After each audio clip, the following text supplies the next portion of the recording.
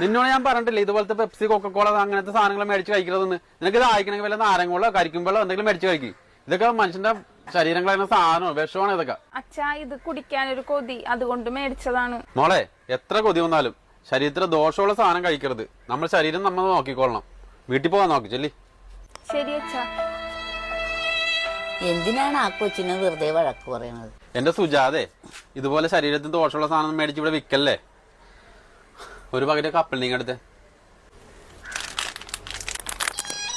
Mock വിഷമായെന്ന് തോന്നും. ആ വിഷമിച്ചാലും കുഴപ്പമില്ല, വിഷം കുടിക്കാതിരുന്നാ മതി. വെച്ചിട്ടുണ്ടായല്ല.